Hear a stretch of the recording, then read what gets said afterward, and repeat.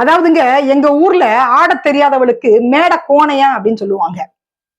அதே மாதிரி அரசியலே தெரியாத தற்குறிகளுக்கு முதல்வர் ஆகணும், பிரதமர் ஆகணும்ன்ற ஆசை எல்லாம் வந்திருக்குது பாருங்க.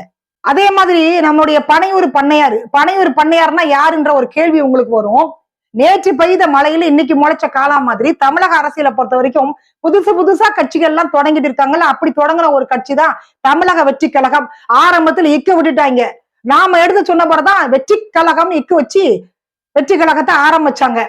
அந்த கட்சியுடைய தலைவர் தான் பனையூர்ல இருக்கக்கூடிய பண்ணையாரு. பண்ணையாரை பொறுத்த வரைக்கும் என்ன பண்ணுவார்னா, பொதுமக்கள் வீட்டுல இலவு விழுந்துட்டா கூட பரவாயில்லைங்க, வீட்டுக்கு வரவழைச்சுதான் ஆறுதல் சொல்லுவாரு.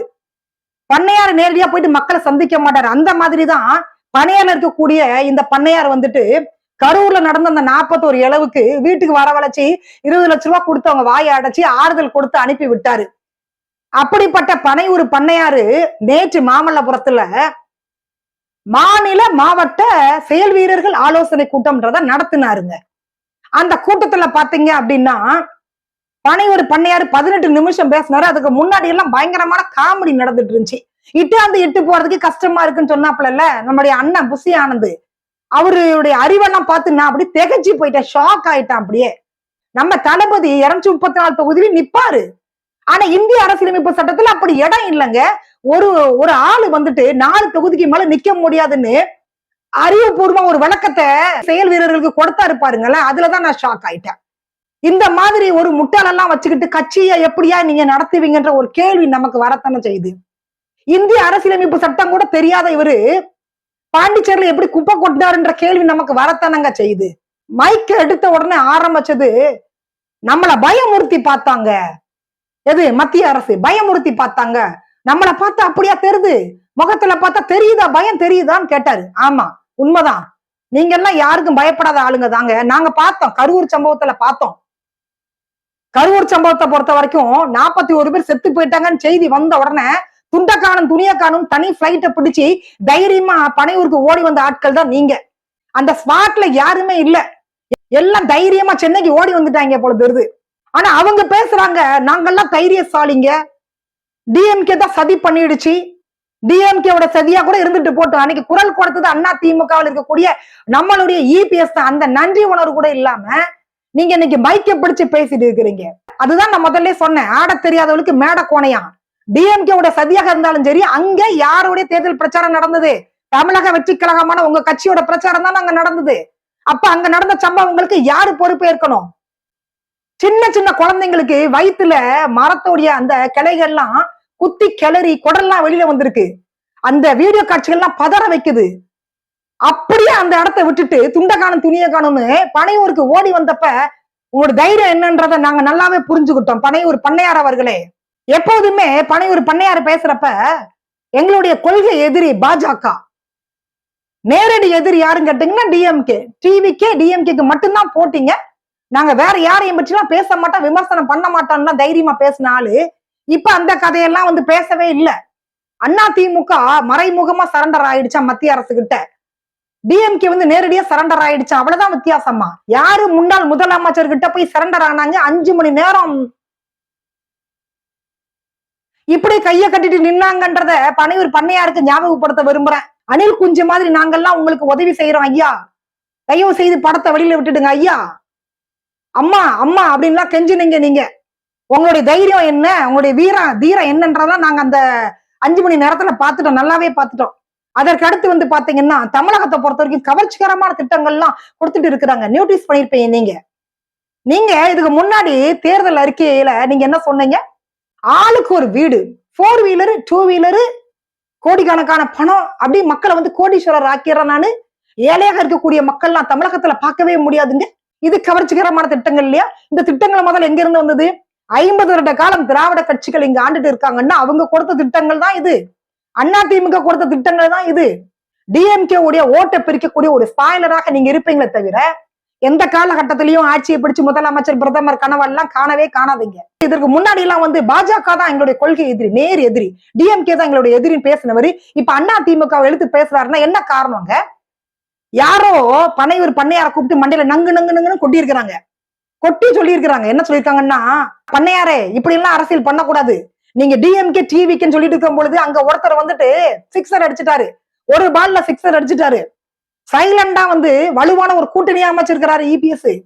அதனால அடுத்த வாட்டி நீங்க பேசும்போது பண்ணையாரே இபிஎஸ் அப்படி உள்ள இழுத்து போடுங்க அப்படின்னு கூப்பிட்டு மண்டில கொட்டிருக்காப்ல. அதனாலதான் இப்ப வந்த உடனே ஊழல் கட்சியா, அடிமை கட்சியா, தீய சக்தியா, அதனால இந்த தமிழகத்தில் இருக்கக்கூடிய இந்த 2 கட்சிகளையும் வந்து அப்படி அகற்றிடணுமா அப்படின்னு மேடையில பணிவர் பண்ணையார் வந்து பேசுறாப்ல.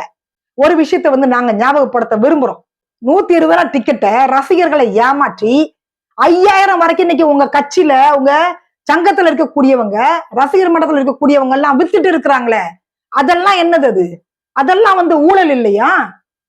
ஊழல் யாரு பண்ணுனாங்க? ஒரு கார் வாங்குனீங்க, இம்போர்ட்டட் காரு, இந்தியாக்குள்ள கொண்டு வரதுக்கு ஒரு இந்திய குடிமகனான உங்களுக்கு வரி கட்ட துப்பு இல்ல. கோர்ட்டு கேஸ் எல்லாம் அலைஞ்சிட்டு அதுக்கு எவ்வளவு ஆர்கியூமெண்ட், லீகலி வரி கட்ட துப்பு இல்லாத நீங்க வந்து அண்ணா திமுக பற்றி பேசலாமா? அதுவும் போக இதுல என்ன கொடுமை தெரியுங்களா? செங்கோட்டையனை மேடையில வச்சுக்கிட்டு இவர் ஊழல் பற்றி பேசுறாரு பாருங்க, அதுதான் மிகப்பெரிய கொடுமை. வாச்சாத்தி வழக்கையும் செங்கோட்டையனையும் பிரிக்கவே முடியாதுங்க. அவ்வளவு பெண்களை கற்பழிச்சாங்க, கண்ணுக்கு எதிர கற்பழிச்சாங்க. அதுக்கு துணை போனது வந்து செங்கோட்டையனு. அவ்வளவு ஊழல் அதுல நடந்திருக்குது அவர் ஆட்சியில இருந்தப்ப. அந்த ஊழல்வாதிய மேடையில வச்சுக்கிட்டு ஒரு ஊழல் பற்றி பேசுறாரு, அண்ணா திமுக பற்றி பேசுறாரு. 4 கட்சி இல்லைங்க, 40 கட்சி தாவி தாவி தாவி வந்த நாஞ்சல் சம்பத்தை மேடையில வச்சுட்டு பேசுறாரு. அவர் 2000 ரூபாய் கொடுத்தா டிஎம்கே பாராட்டி பேசுவாரு, 3000 ரூபாய் கொடுத்தா அண்ணா திமுகவை பாராட்டி பேசுவாரு.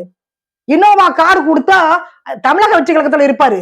அதை விட பென்ஸ் கார் கொடுத்தாங்கன்னா டிஎம்கே பக்கம் வந்துருவாரு. அந்த மாதிரி அரசியல்ல ஒரு தற்கூரி அரசியல்வாதியை நீங்க பார்க்கவே முடியாது, ஒரு பச்சோந்திய வந்து நீங்க பார்க்கவே முடியாது. அப்படிப்பட்ட நாஞ்சல் சம்பத்தை மேடையில உட்கார வச்சுக்கிட்டு இவர் ஊழல் பற்றி பேசுறாரு, செங்கோடியனை வச்சுக்கிட்டு பேசுறாரு.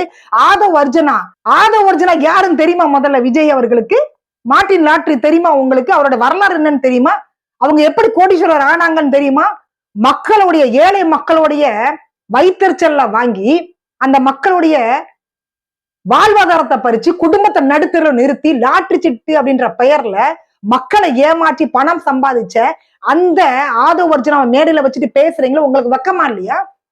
நாஞ்சல் சம்பத்தை வச்சு பேசுறீங்களா? உங்களுக்கு வெக்கமா இல்லையா? அவங்களெல்லாம் மேடையில வச்சுக்கிட்டு ஊழல் பற்றி நீங்க பேசலாமா? பணியூர் பண்ணையார் அவர்களே, அண்ணா திமுக பற்றி நீங்க பேசலாமா? அரசியல்ல மிகப்பெரிய ஒரு தற்கொலை நீங்க. அதுவும் போக நம்மளுடைய முத்துராமலிங்க ஐயா சொன்னாங்க, தேசியமும் தெய்வீகமும் என்னுடைய 2 கண்கள் சொன்னாங்க. அதற்கு மாறாக தமிழ் தேசியமும் திராவிடமும் 2 கண்கள் அப்படின்னு பணியூர் பண்ணையார் சொல்றாரு. திராவிடத்தை ஆதரிச்சீங்கன்னா திராவிட கட்சிகளை ஏன் எதிர்க்கிறீங்க? தமிழ் தேசியத்தை ஆதரிச்சீங்க அப்படின்னா காங்கிரஸ் ஏன் பற்றி நீங்க பேசவே இல்லை. அதையெல்லாம் தாண்டி ஒரு அரசியல் கட்சி தலைவனுக்கு இருக்கக்கூடிய எந்த தகுதியும் இந்த பணியூர் பண்ணையாருக்கு கிடையாது. சட்டத்துக்கு புறம்பாக வந்துட்டு சம்பாதிச்சுட்டு இருக்கிறாங்க. எனக்கெல்லாம் பணம் தேவையில்லை, 1 ரூபாய் நான் எடுக்க மாட்டேன். ஆமா ஐயா, நீங்க தான் மக்களை ஏமாத்தி ரசிகர்களை ஏமாத்தி கோடி கோடியா சம்பாதிச்சிட்டீங்களே, உங்களுக்கு எதுக்கு பணம்? உங்களுக்கு பணம் இனிமே தேவையில்லை. குடியும் கொடுத்துறமா நீங்க இருந்துட்டு இருக்கிறீங்க. எல்லா சினிமா காட்சிகள்லயும் குடிக்கிறது, சிகரெட் அடிக்கிறது, வன்முறையை தூண்டுற மாதிரியான காட்சிகள்லாம் எடுத்து பணத்தை சம்பாதிச்சாச்சு. 10 தலைமுறை இல்ல 100 தலைமுறைக்கு ஆன பணத்தை நீங்க சம்பாதிச்ச பிறகு உங்களுக்கு பணம் எதுக்கு? ரசிகர்களுடைய ரத்தத்தை இன்னைக்கு நீங்க உறிஞ்சிட்டு இருக்கிறீங்க. 120 ரூபாய் டிக்கெட்டை 3000 4000 கள்ளச்சந்தையில விற்கிறதெல்லாம் சட்டத்துக்கு உட்பட்டு விற்கிறதாங்க. அதெல்லாம் வந்து ஊழல் இல்லையா? ஊழல்னா என்ன? இதுதான் ஊழல். இங்கதான் ஸ்டார்ட் ஆகுது ஊழல். ஒரு சட்டமன்ற தேர்தல கூட அந்த கட்சியில இன்னும் சந்திக்கல. அதுக்குள்ள அந்த கட்சியில பாத்தீங்கன்னா இட்டுட்டு போறாருல்ல புஷி ஆனந்த், அவரு ஜாதி பார்த்து தான் சீட்டை கொடுக்குறாராம். சீட்டு கொடுக்கறதுக்கு வந்து 5 லட்சம் 6 லட்சம் பணம் வேணும்னு தமிழக வெற்றி கழகத்தில் இருக்கக்கூடிய நிர்வாகிகளை வந்து பேட்டி கொடுத்துருக்காங்க. இதெல்லாம் வந்து பணியூர் பண்ணையாரு பார்க்க மாட்டாரு போல. அதுக்கெல்லாம் அவருக்கு நேரம் இல்லைங்க. அதுதான் அவருடைய பிரச்சனையா? முதல்ல சொல்லுங்க நீங்க. அண்ணா திமுக பொறுத்த வரைக்கும் ஒரு நாளும் வந்து இந்த பண்ணையார் இல்லைங்க, எத்தனை பண்ணையார் வந்தாலும் வீழ்த்த முடியாது. டிஎம்கே உடைய பி டீமா இருந்து இன்னைக்கு ஓட்டை பிரிக்கக்கூடிய ஒரு வேலையை தான் வந்து இந்த பணியூர் பண்ணையார் செய்துட்டு இருக்கார தவிர எந்த காலகட்டத்திலயும் அவர் நினைக்கிற மாதிரி ஆட்சியெல்லாம் பிடிச்சிட முடியாது. கிட்டத்தட்ட 2-3 மாதங்களா கூவிட்டு தான் இருக்கிறாங்க, வாங்க எங்க கூட்டணிக்கு வாங்க வாங்க வாங்க, ஆட்சியில அதிகாரத்திலும் பங்குதாரம்னு சொல்லிட்டு தான் இருக்காங்க. ஆனா ஒருத்தரும் போன மாதிரி தெரியல. ஏன் போகல அப்படின்னா அங்க இருக்கக்கூடியது எல்லாமே வந்து தற்கொலைகள் கூட்டம் தான். ஆதவ் அர்ஜுனாக்கு என்னங்க தெரியும்?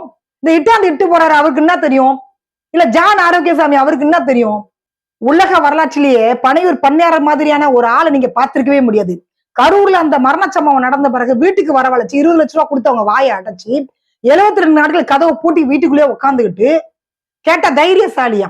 அதுக்காகவே இவங்களுக்கு ஆஸ்கார் விருது கொடுக்கணும், டாக்டர் பட்டம் எல்லாம் கொடுக்கணும். அவங்க எல்லாம் யாருக்கும் பயப்படவே மாட்டாங்களாம். பின்னங்காலு பெடரில் அடிக்கிற மாதிரி ஓடி ஒளிஞ்சதெல்லாம் நாங்க பார்த்துட்டு தான் இருந்தோம் கரூர் சம்பவத்துல.